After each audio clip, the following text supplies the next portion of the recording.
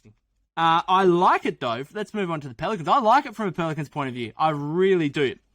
And here's why. Because a lot of time I look at trades like these for teams that are bottom of their conference. They're 10th, 11th, 12th kind of thing. And I just wonder, is it worth it? And the question marks and the parameters I put around that is, all right, are we putting ourselves into a position here where we can be genuine title contenders in the next years? Or is it just a way of, all right, let's get us up to the 5th, 6th seed and just try and make the playoffs again? But really, that's where the limit lies.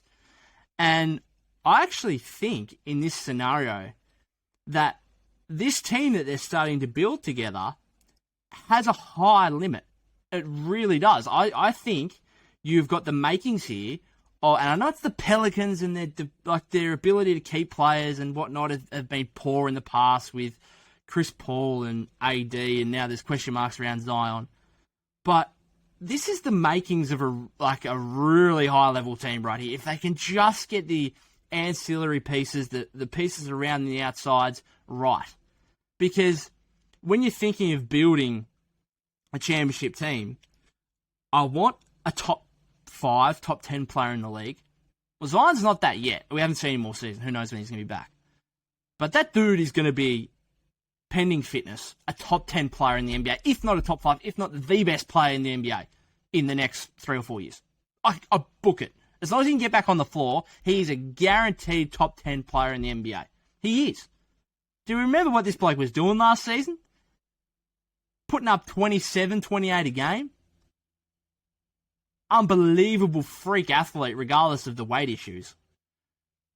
Absolutely. So, this guy will be a top 5, top 10 player in the NBA at some point. Absolutely bookmark it, guarantee.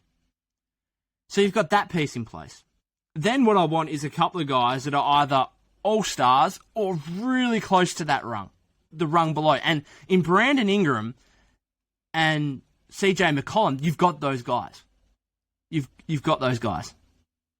Now, Brandon Ingram has made an all-star game. Obviously won most improved. I think Brandon Ingram right now is where he's at for his career. I don't think there's a whole lot of improvement we're going to get out of Brandon Ingram. It's more the winning aspect now. I don't think there's much growth there from an individual standpoint. He's just a really good player. Like, he's a guy that can get you average 22, 23 points per game on the season.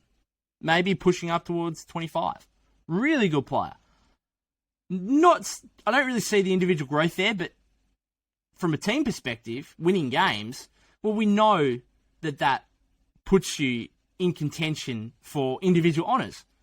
Look at Steph Curry. Steph Curry had a much better season last season than he's having this season. Yet, he's probably a greater chance of winning MVP this season simply because his team's second in the conference where they missed the playoffs last season.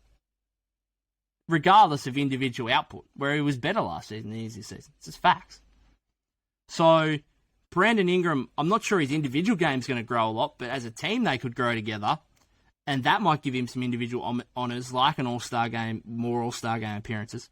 CJ's actually deceptively like a little bit old kind of thing. I think he's like 30, which is a bit weird. I would have thought he was like 27, 28, but he's 30 years of age.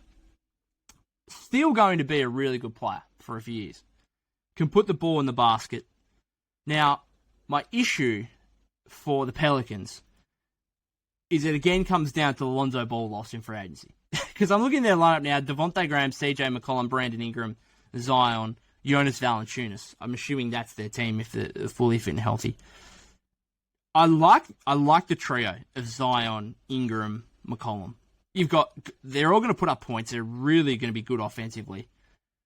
And they all kind of play a different way. One's a wing, one's a big in Zion. I know he's only 6'6", but he plays like a big. He's an at-the-rim player. CJ can get you buckets off the bounce, can put the ball on the deck, make plays. Excellent shot creator. Very good three-point shooter the last couple of years. So they're all different players. So they all, at least on paper, should mesh pretty well as a team. The issue is that backcourt. Because if you thought Damian Lillard and CJ McCollum were a bad defensive duo, Devontae Graham and CJ McCollum are going to be the worst in the league. Pretty simply. The worst in the league. So they need to make an upgrade there. this is not a team that all of a sudden with Zion Williamson coming back, he's going to be one of the best in the league. They still need to work out the pieces around. I'm still not 100% sure if Jonas Valanciunas and Zion work in that front court, but we've never seen it. The idea of it kind of works now that Jonas is starting to shoot threes a bit more, so I don't mind it. Zion, to me, is a center. He's got to play like Giannis, I guess, where you've got to have a shooting big next to him, and JV has turned into that kind of guy. So I don't mind that. But the backcourt, Devontae Graham, been okay. Ideally, he's a bench player on a good team. Certainly not a guy you want next to CJ McCollum. Absolutely, certainly not a guy. So, ideally, do you know who'd be a great fit in the backcourt? Lonzo Ball. A defensive first, playmaking point guard, shoots threes at a high clip that you could pair with CJ McCollum. That'd be a great fit. It'd be fantastic. Too bad he left to the Chicago Bulls in free agency. So I don't know if there's a player out there they can make. It's probably not going to happen in the next couple of days, but throughout the off-season, I don't really even care if Zion comes back at this point this season. It's not about this season. Although it'd be nice. They could push for a play-in berth. And then who knows, that trio in some playing games could be dangerous. For sure. But it's not about this season. It's about next season. Get Zion right. And just see what you can do in free agency to try and get a point guard who, I don't know who it is. Again, Lonzo is the perfect guy. But a guy that has got defensive instincts first and foremost. And can really pair and complement CJ McCollum in that backcourt. Again, I'm just trying to think of who that player is that is not Lonzo, basically, because he is the perfect one. You know who they used to have it be perfect as well? Drew Holiday. He'd be the kind of player I'm talking about.